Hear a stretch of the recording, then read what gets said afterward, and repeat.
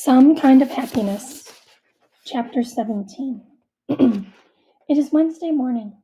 The house is quiet because Kennedy, Dex, and Ruth stayed over last night, but they're still asleep. I did not fall asleep until 4 in the morning. Since exploring the Bone House and cleaning off the Travers family's gravestones, I've had trouble sleeping. Once my head hits the pillow, my thoughts start spinning and spinning. I think of being buried alive, and being burned alive, and Hart House falling down around me, and what my parents are doing, and what the Travers family looked like, and what the Bone House will look like once we clean it, and what the upcoming school year will be like, and what story I will write next about the Everwood, and how quiet the house is around me, and how everyone else is sleeping, and why I can't seem to sleep. And, and, and. My brain will just not stop. I creep out of my bedroom, my mouth dry and my head heavy. Soft, cheerful music and the smell of pancakes drift up the stairs. In the kitchen, Grandma stands at the stove wearing her pearls. Her white apron is spotless. Grandma, I have a question. Grandma clucks her tongue. How about good morning, Grandma? I mean, good morning. Sorry. Did you sleep well, Finley? Asks Aunt Dee, passing me a bowl of strawberries, ones I picked out with Grandpa. Aunt Bridget swirls her glass of orange juice in one hand. I hope Dex and Ruth didn't keep you up too late. You all seemed to be constantly whispering last night. I am quite certain Aunt Bridget's orange juice has alcohol in it. Aunt Bridget hardly ever drinks something that does not have alcohol in it. Her drinks still smell bitter and sour, even drinks that are supposed to be sweet, like orange juice. Even though Aunt Bridget smiles a lot, her eyes are thorny, like she's always picking apart everything she sees to make sure nothing is hiding from her. Maybe she knows this and matches her drinks to her eyes. I slept fine, I lie. Uncle Nelson looks up from his newspaper. He's working on a crossword puzzle before leaving for work, so I scoot closer to see. Kennedy hasn't been able to stop talking about these games y'all have been playing, says Uncle Nelson.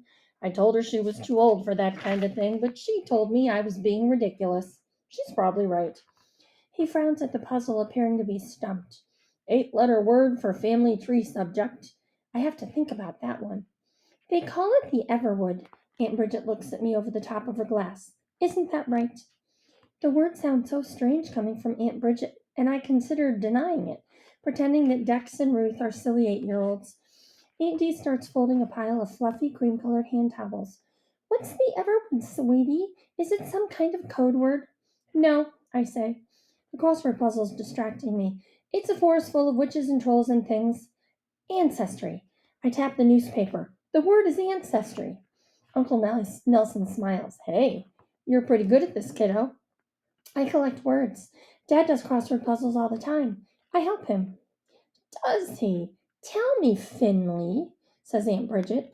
Did your dad ever tell you he felt bad for keeping you away from your family all your life? Did he ever mention that? I freeze. Aunt Dee stops folding. Bridget, says Grandma, her back to us, that's enough. The pancake batter sizzles in the pan. I'm sorry, says Aunt Bridget, although she doesn't sound it. I just think it's ridiculous that this is the first time I'm seeing my niece. You know, if he and Gwen weren't having problems, I don't think they'd ever brought her. Grandma slams down her spatula. Bridget, that is enough! The sound is an explosion. No one in this house yells, unless it's to call someone in from another room, and even then Grandma makes whoever it is stop at once. She leans heavily against the countertop, her face pale. Mom? Aunt Bridget sets down her drink and hurries over, Aunt Dee right behind her. They hover around her like birds. What is it? Aunt Dee puts her hand on Grandma's forehead. Your skin's clammy. Have you eaten yet? Grandma waves her away. In a flash, she looks like herself again. I'm fine, just a little dizzy. She tugs her apron straight and smiles at my aunts. Good thing it's almost breakfast time, I suppose. I had such a late dinner last night. Aunt Dee smiles too, but Aunt Bridget looks pulled too tight, like she's waiting for something to crash. Aunt Dee grabs her hand, squeezes. Uncle Nelson returns to his newspaper.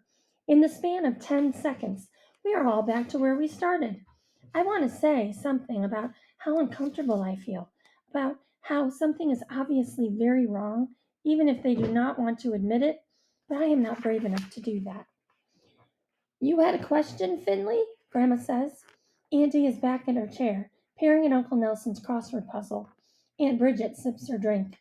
Finley? Grandma looks up, shoots me a bright smile. She holds a plate of pancakes. You had a question? I could go ahead and ask Grandma to take me to the library. That's why I came in here, and everyone is acting normal now, so why not? Ask away, Finley. But I don't want to ask Grandma anything. She was just shaking a few seconds ago. She needs to eat. She needs to sit down. She needs something. Why does no one else say that?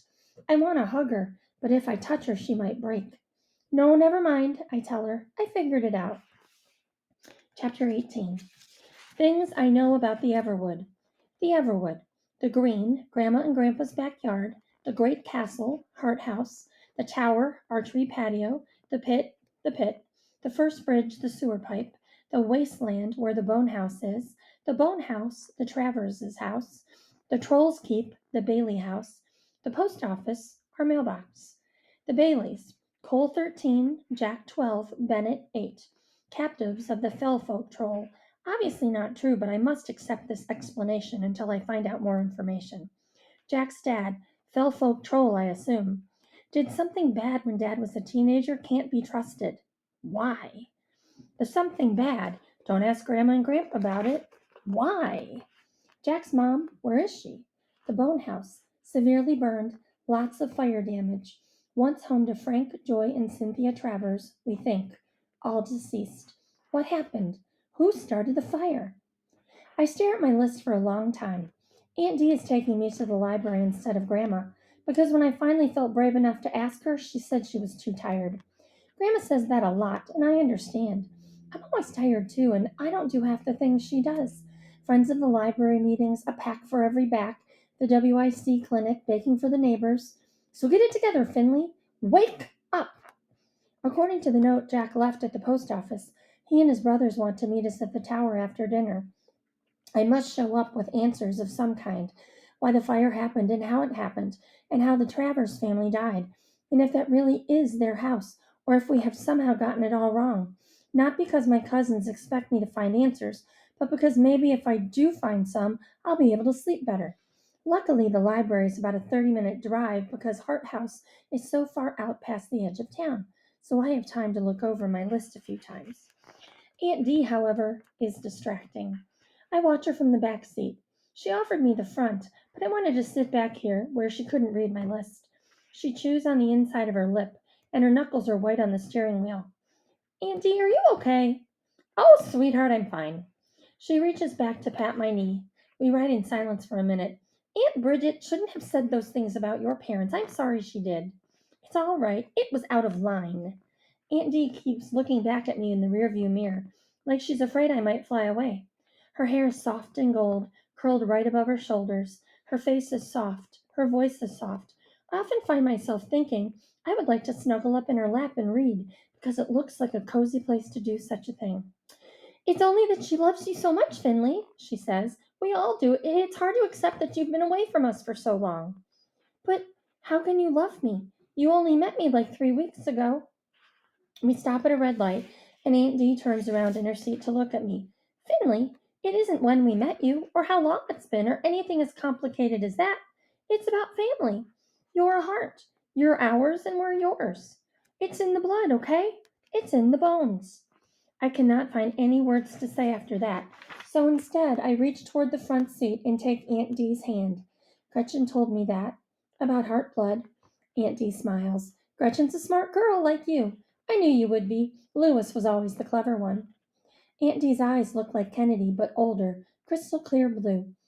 Do you love Dad too? Even though what? Why? Why? Even though, Aunt Dee says firmly, squeezing my hand. He's my brother. You can't get rid of that kind of love. Then how come he stayed away? A car horn honks behind us. The light is green. Shoot! Aunt Dee starts driving again. I think she's forgotten the question. Then she says, That's his question to answer, Finley, not mine.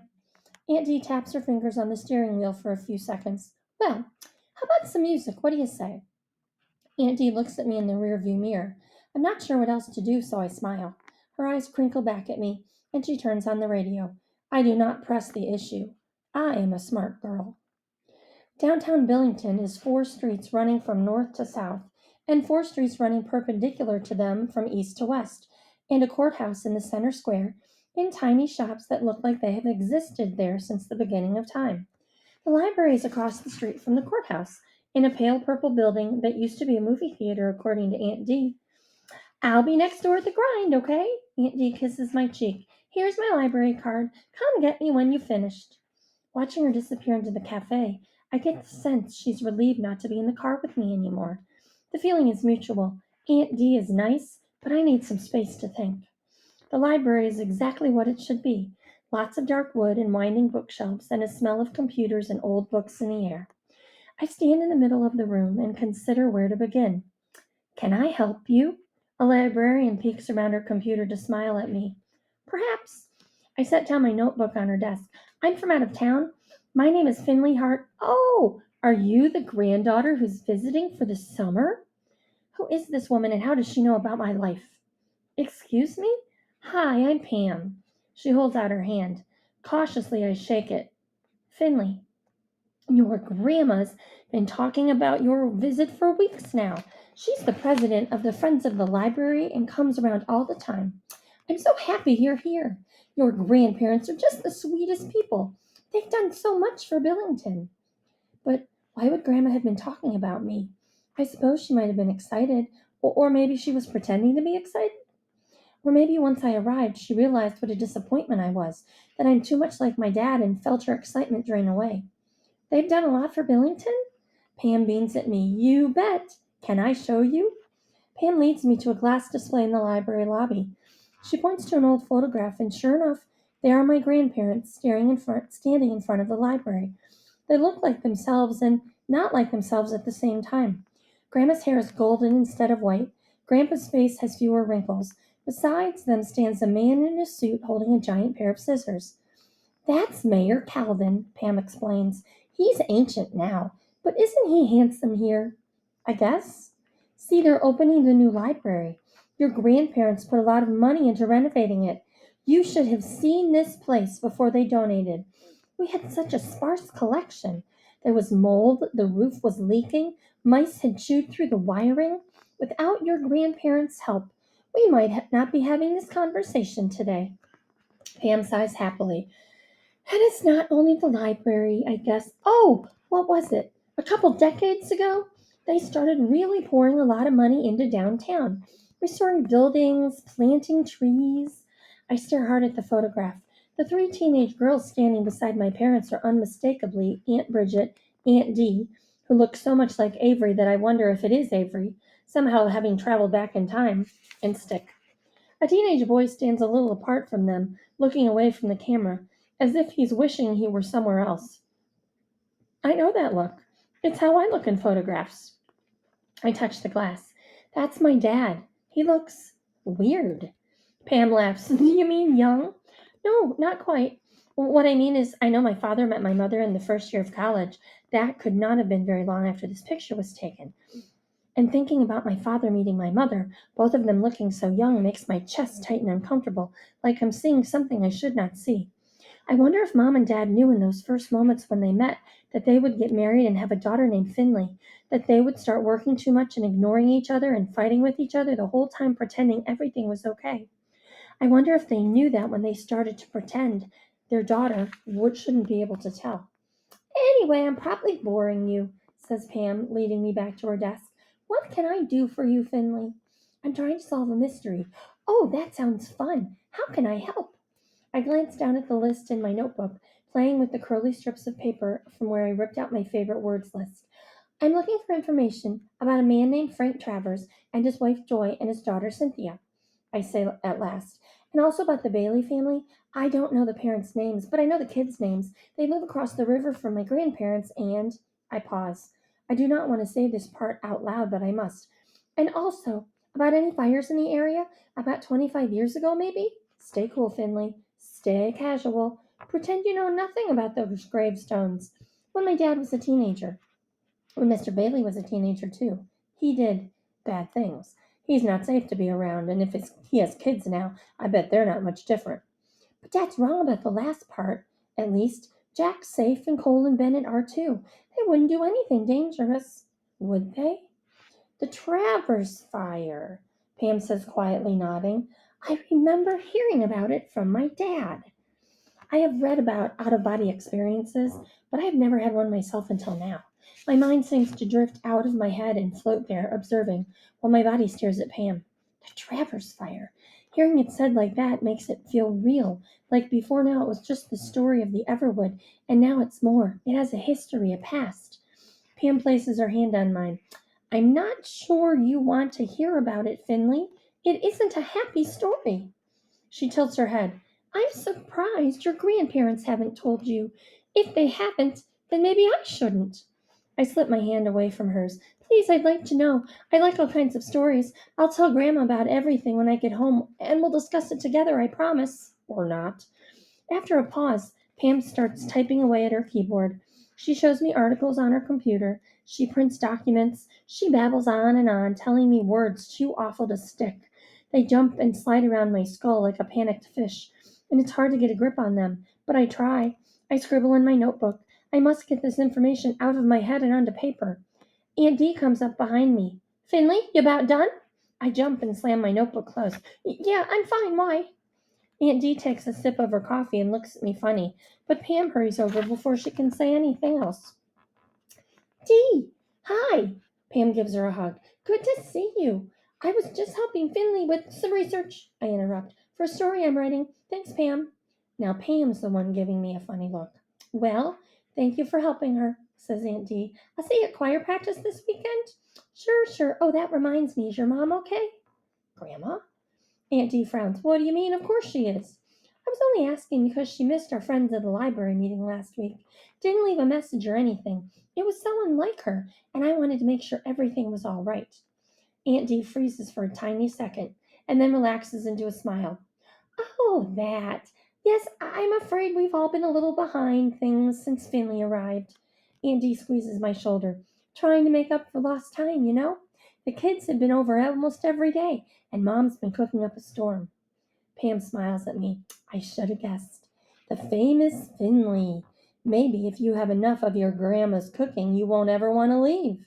Her chicken spaghetti is my absolute favorite thing in the entire world, honest to God. Aunt Dee says something laughing, and Pam says something back, and somehow my feet are taking me out of the library, but I don't realize it until the sunlight hits me. I don't get it, I tell Aunt Dee. Grandma said she went to that meeting. Aunt Dee marches to the car beside me. You must have heard her wrong.